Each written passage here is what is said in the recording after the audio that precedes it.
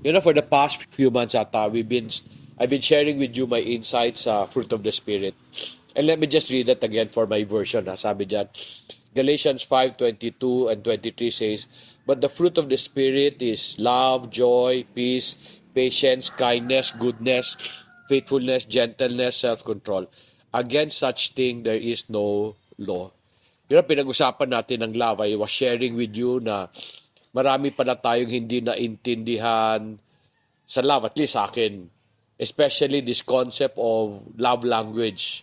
Na oftentimes you are asked to love other people the way they want to be loved. And I was telling you, if that's required of you, you can also require that of them. To demand that you be loved according to the way you want to be loved. And I've been sharing that's very, very difficult because that's not you. Diba? And so today, ang perspective ko, I will accept the kind of love people give to me. Kasi yun lang talaga kaya nila. And I will appreciate that. And that's basically what Jesus did kay Peter, no? When Jesus told Peter, "Do you agape me?" And Peter can just say, "I phileo you." And God just accepted kung ano kaya niyang bigay. Then we talk about joy. I told you that joy is internal gladness. It is not based on event. It is not based on happenings. But it is basically based on the confidence that the Lord is in you. And then we talk about peace. The last time we talked, I told you, peace is just a result of your obedience. It is not a decision. Many people would say peace is to feel joy in the midst of trouble.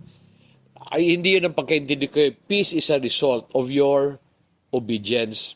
Ngayon namang umaga, I'd like to talk to you about the fourth trait of the fruit of the Spirit, which is patience. In other words, to be patient means to wait. May tanong ako sa inyo, do you enjoy waiting? Do you enjoy being patient? Ayaw nyo mag-wait pero feeling nyo enjoy kayo maging patient, no? Many people do not like to wait. We don't like also to become patient. What is it about patience na nahirapan kayo? When you are told, be patient, bakit nahirapan kayo maging patient? Or hindi, what is it about waiting that you do not like? Uncertainty. There is uncertainty. Why? Bakit pag nag-wait ka? Bakit nagkakaroon ng uncertainty? Wala naman nangyayari. Bakit? If you do not wait ba, are you more in control? What is it about waiting that you do not like? Waste of time. Many would say, no? Kaya ayaw mo maghintay kasi sayang ang panahon.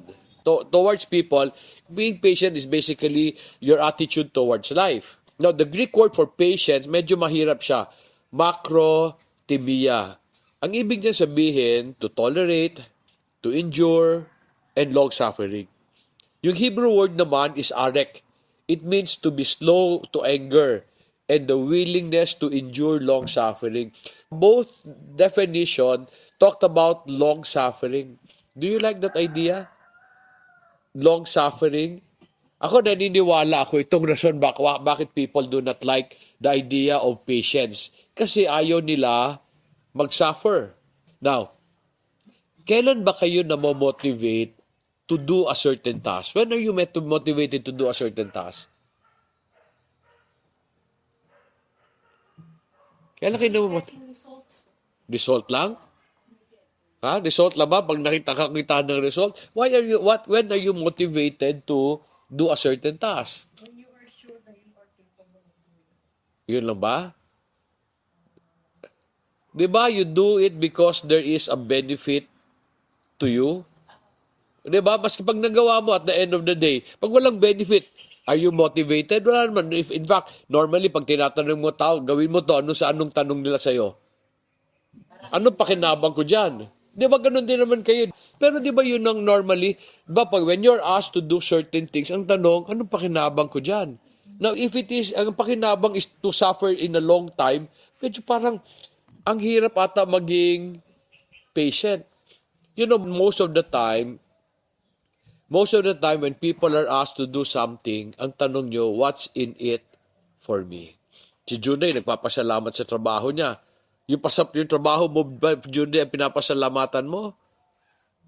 You think about it, it is what you get from your Work, patrabahuin kita, wala kang sweldo, magpapasalamat ka. It is what you get from the task, the benefit. So, ang tanong ko, God is telling you to be patient. Ano naman ang kabutihang dinadala ng patience sa inyo? Kanina sabi nyo, baka hindi dumating, ayaw nyo maging patient, sayang sa oras. Di ba, I shared with you the story of Manuel L. Quezon. Narinig ko lang to when he told his driver, boy, huwag mong bilisan kasi nagmamadali tayo. Weird, no? Pero if you really think about it, tama naman siya. But anong mangyayari pag binilisan nila? Pwedeng maaksidente, pwedeng mali ang liko, babalik pa sila. I realize patience protect us from the consequences of wrong decision. Have you ever made wrong decisions? Kailan yon? Di ba? When you were not patient? When you were rushing? Kaya nga sabi ni Manuel L. Quezon, huwag mong bilisan kasi nagmamadali tayo. Suppose nagkamali ka, ano na ngayon mangyayari? Ano na mangyayari sa oras? Bakit sayang? Hindi lang sa hindi ka nakarating, now you have to take time to correct whatever this wrong decision you made. You also have to live with the consequences of the wrong decision. And then ayaw nyong maging patient. Ayaw nyong maghintay kasi sayang ang panahon. Ang totoo, patience allows us to make the most out of every opportunity. Bakit? Because kung hindi mo lang bilisan, then you'll be able to manage the opportunity properly. Karamihan sa atin, hindi makapaghintay. In fact, today, that is the problem of the world.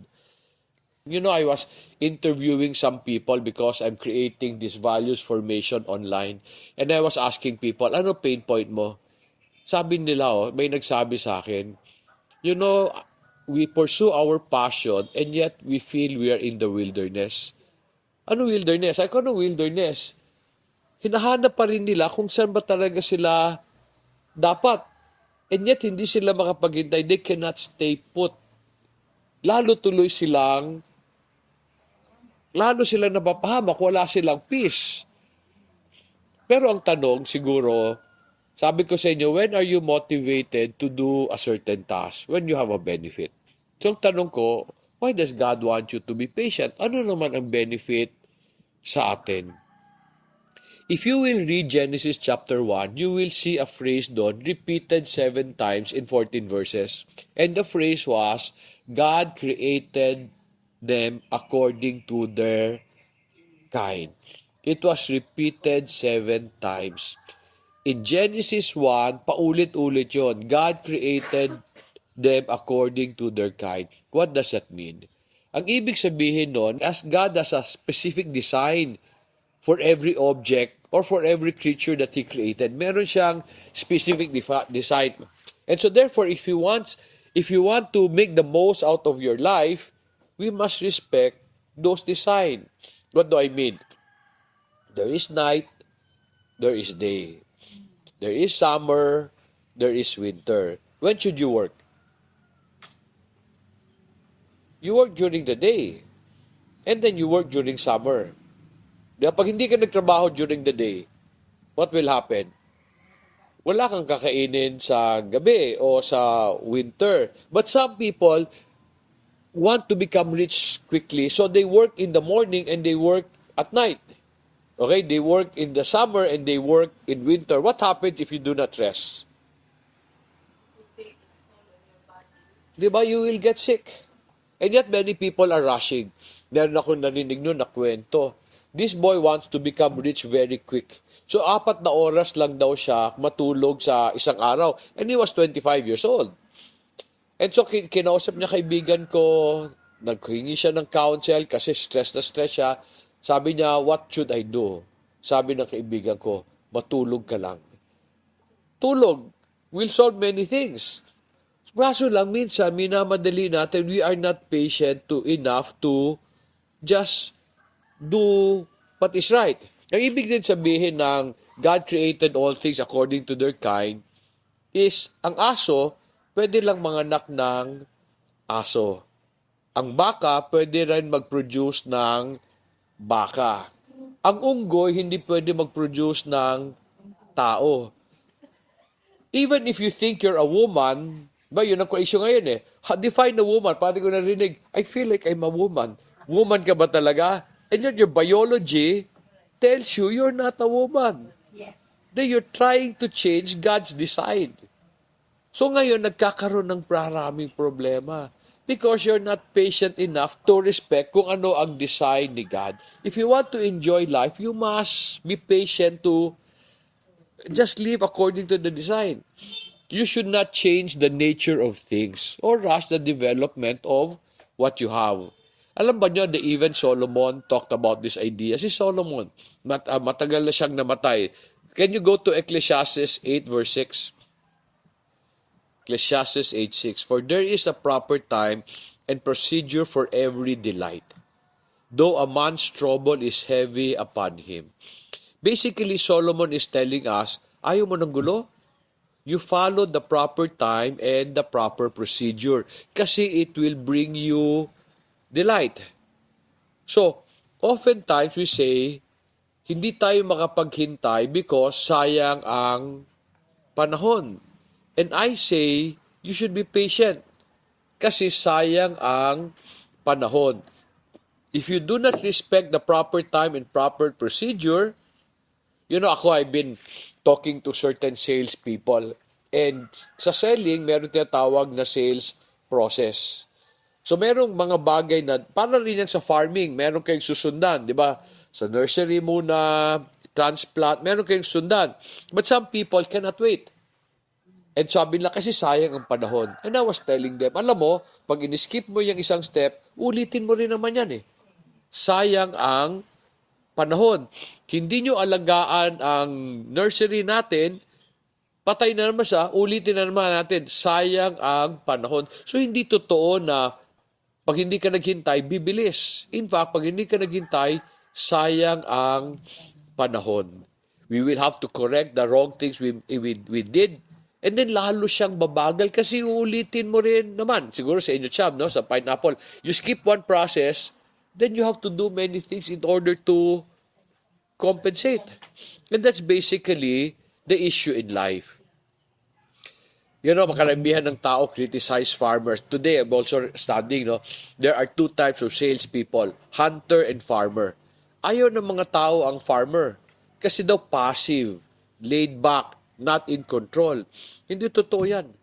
Para sa akin, farmers are the most in control people. Now, bakit yun? For farmers to succeed, they must be proactive and always in control. Bakit? Kasi alam niya na wala siyang kakainin ngayon kung hindi siya nagtanim kahapon. Di ba? Alam din ng farmer na yung bunga dumadating sa tamang panahon. And ang bunga dumadating pag maganda yung puno. So a farmer will need to patiently grow a healthy plant. Pag hindi niya ginawa yung wala siyang kakainin. A hunter naghahanap. Okay, a hunter maghahanap. Pero pag wala siyang nakita, wala rin siyang kakainin. Pero a farmer is very in control. Pag nagtanim ako, siguradong may pagkain ako bukas. Now, a farmer, one of the traits of the farmer is to be patient. Alam din ng farmer na pag pinilit niya yung tanim niya mamunga before its season, mamamatay yung tanim niya.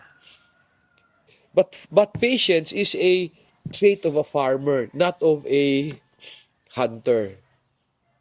Itong ibig sabihin ni Solomon. Sabi niya, respect the proper time and proper procedure if we do not want trouble in our lives. And it is true in all your life, in every part of your life. I'm sure si Jude Ray struggles with his wife. The wife struggled with the husband. Why? Because many times hindi ka makapaghintay, magbago yung isang tao. Pinipilit mo. So sometimes the wife becomes the Holy Spirit. Mas magaling pa sa Holy Spirit. And vice versa. Hindi tayo makapaghintay. We do not have time to wait. Kasi sabi na, sayang ang panahon. But there is a proper time and a proper procedure for everything. God wants us to be patient because He knows that if we do what is right, we will reap a good harvest. And I realize ko, one of the things you need to understand, time is not your enemy. Parati sabi na, sayang ang panahon. So, ibig sabihin, kaaway mo yung time because you want to control it. Time is never your enemy. Ako, I realize time is my friend. Bakit? Di ba, I basically started with nothing today. Mas maganda. What did I use to my advantage? Not money. It's time. I use time to my advantage. If you just do what is right. Unfortunately, to many people, patience is a show of weakness. In fact, the world will say, bakit ka naghihintay? Bilisan mo, sayang ang panahon. Be in control. Pag patient ka ba, wala ka ba, hindi ka ba in control? Can you turn your Bibles to Psalm 27? Psalm 27 verse 14. Psalm 27:14. Wait for the Lord. Be strong and let your heart take courage. Yes, wait for the Lord. You will notice two times in a very short verse, two times sinabi diyan, wait for the Lord. Wait for what? Ano hintayin natin kay God? To wait in Hebrew is kava. Q-A-V-A-H. Ang ibig sabihin, to look with confidence to that which is good and beneficial. You are not waiting for something to fall from heaven. Waiting means you are waiting with confidence kasi may magandang mangyayari. However, hindi siya mangyayari if you are not strong. What does that mean? To be strong naman, in Hebrew is chasak. It means to have the ability to accomplish what is intended. Pagsama natin ha, there is a good intention from the Lord. So gusto niya maganda buhay mo. However, there is also something He wants you to do. Unfortunately, many times, sabi mo kay God, Lord, ayoko yung mabagal yan. Pero sabi ni God, gawin mo yan kasi sigurado yung resulta. Most of the time, ayaw natin. Like for example, many people complain about money. Pero every time they earn money, sabi, why save? Enjoy life. Di parati ka walang pera. So tataya sa loto. Di ba? Maski manalo ka sa loto, pag hindi ka marunong magdala ng pera, mawawala. Tingnan mo si Ryan, dalawa ng baka ni Ryan. Kasi every payday, hindi ka gumagastos yan eh. Pero magagastos niya dito. Pero pwede siyang gumastos. Kung gusto niya. Pero gusto ni Ryan magkaroon ng maraming pera. So, anong ginawa niya? Sabi ni God, live like an ant. You work during summer, and then save so that winter will be okay.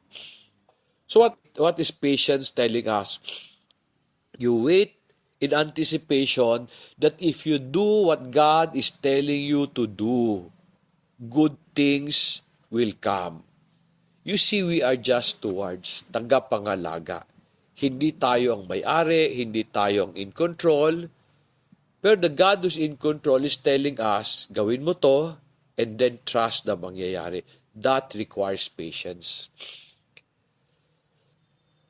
Kava is not passive waiting. It is actively understanding what God wants for you and doing what God tells you to do in order to accomplish His purpose. Ano ba purpose ni God?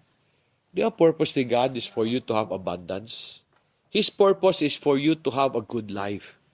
Pero if we keep on skipping or changing, or if we keep on skipping the process or changing how things are designed, tayo lang masasaktan. Like for example, sa farming, daming GMO. GMO rice, GMO corn. Today, GMO has not kept its promise. Bakit? Walang laman ng lupa eh. Maski anong gawin mo, patay na yung lupa. Maski anong panggaganda ng seed mo, pagandi mo muna yung lupa. Then, hindi mo kailangan ng GMO seeds. People are saying, if we are patient, we are not in control of our situation. Then I'm realizing, great strength is not found in trying to control your situation. I'm realizing that great strength is found when you are able to control yourself. By being patient. By understanding that if you just do what God tells you to do, good things will come. The world wants to control. Yeah, today, yan ang ginagawa ng mundo. Control the economy, controlled health. Tingnan mo, nagkaloko tuloy tayo. Today, maraming walang pera. Kasi too much control eh. Hindi mo kinontrol yung sarili mo. And then, as I end, I'm realizing patience is an exercise of faith. You wait because you trust the Lord. And as you wait, you do what He tells you to do in obedience. And good things will come. As I end lang, I'm learning that patience is something you do towards your circumstances, your work, your trials, and your struggle. It is not something you do towards people. Kanina, di ba, sabi ni Tita Juan, baka hindi dumating. Nakakainis. Pag hindi ka patient. Ulitin ko, I'm realizing patience is not something you do towards people. It is something you do towards your circumstances. To people, you show kindness and compassion. Pag-uusapan natin yan next week. The sixth trait. God is not telling you to be patient towards others. He's asking you to be kind to them and compassionate. Ano ibig niya sabihin? Pag-usapan natin next week. Let's pray. Heavenly Father, we are grateful to have the opportunity, Lord, to just understand patience. Ako, Lord, nagpapasalamat ako that you reveal these things to me, Lord. And I am grateful, Lord, na you allow me to be able to apply it in my life so that I can wait for good things to happen. And thank you for giving me the opportunity to share with friends. Sana, Father, as I share what I've learned to them, sana they too will be able to enjoy life with you by being patiently waiting on you. Lord, we are grateful that we are not in control. You are. Kasi Lord, then we alam namin if we just obey you, good things will come. Good fruits will come. We thank you for our time of worship, Father. I'm just grateful, Lord, for Ryan and for Joy for continually allowing us to be able to have a time, Father, and a place for worship. We thank you for all of this. In Jesus' name we pray.